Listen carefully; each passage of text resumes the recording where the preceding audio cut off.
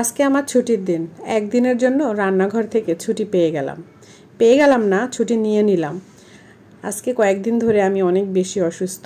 আসলে আমার অসুস্থতা প্রকাশ পায় না। আমি নর্মালি যেভাবে চলি, অসুস্থ হলেই ওভাবেই চলি, তাই খুব সহজে কেউ বুঝতে পারে না।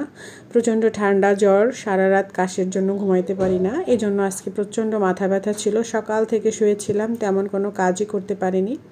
তো আমার ছেলেরা বলল, তোমার আজকে রান্না করতে হবে না, তোমার আজকে ছুটি, তুমি আজকে শুয়ে থাকো, আমরা দুপুরে বাইরে খাবো এবং বিকালে বাইরে একটু ঘোরাঘুরি করব। কিন্তু দুপুরে আজকে 12:30-1টার দিকে এত বৃষ্টি হচ্ছিল, আমরা তো বাহিরেই বের হতে পারতেছিলাম না। তা অনেক কষ্ট করে তারপরে বের হয়েছি, কারণ রান্না বান্না করা হয় নাই, বের না হলে তো খাওয়া হবে না। আর যেহেতু শুক্রবার দুপুরটা আসলে অনেক বেশি স্পেশাল। আমি যখন রান্না বান্না করি তখন বেশ ভালোই রান্না বান্না করি। আর এখন যেহেতু রান্না বান্না করিনি, তো যেমন তেমনভাবে তো আর চালানো যাবে না, তো কষ্ট করে আমরা বের হয়ে আসলাম। আর এখানে হচ্ছে প্লেন পোলাও, তারপর রোস্ট, খাসির রেজালা, মানে পুরাই বিয়েবাড়ির আদলের খানা। এটা কাচ্চিবাইয়ের খাবারগুলো অনেক বেশি টেস্টি হয়, আমরা কয়েকবারই খেয়েছি। আর এখানে আসলে হচ্ছে কাচ্চি, বিরিয়ানি, তেহারি, পোলাও, রোস্ট, মানে বিয়েবাড়ির যেসব খানা, বোরহানি, সবই এখানে পাওয়া যায়। তো আজকে আমরা খাওয়া দাওয়া করলাম হচ্ছে রোস্ট, পোলাও আর খাসির রেজালা, সাথে ছিল দই, তারপরে বোরহানি ছিল। তো দইগুলো অনেক ভালো লাগছে, বিশেষ করে দইয়ের যে পাত্রটা, এটা আমার বেশি পছন্দ হয়েছে। তাই দইগুলো আমরা এখানে খাবো না, বাসায় নিয়ে যাব, কারণ এই পাত্রগুলো আমার খুবই প্রয়োজন। নেক্সটে আমি বাসায় যাতে এভাবে দই পাততে পারি। তো এটা কেউই খাচ্ছি না আমরা, বাসায় নিয়ে আসার জন্য আবার এগুলাকে বললাম যে এটা আমাদের পার্সেল দিয়ে দেন। সব শেষে দেখেন পান মশলা দিয়ে দিছে, বিয়েবাড়িতে যেমন পান মশলা দেয় ঠিক সেভাবেই।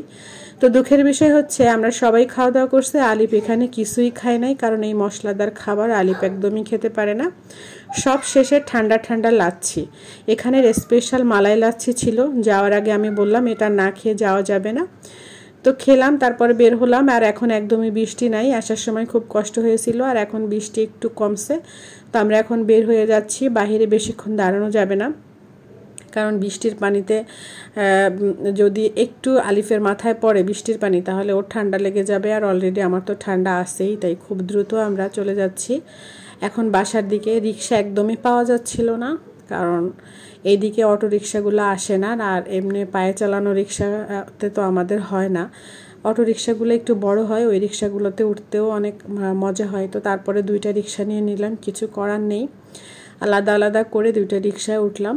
উঠে এখন আমরা বাসার দিকে চলে আসতেছি। আর এটা হচ্ছে সোনি স্কয়ার থেকে আমাদের বাসায় যাওয়ার যে গোল চক্কর, ওইটা তো একটু ভিডিও করলাম। এই জায়গাটা অনেক ভালো লাগে দেখতে, এখান থেকে যাওয়ার সময় অনেক কিছু দেখা যায়। যারা মিরপুর আছেন তারা এই জায়গাটা চেনেন, এই জায়গাটা খুবই ফেমাস মিরপুরের মধ্যে, সোনি স্কয়ার।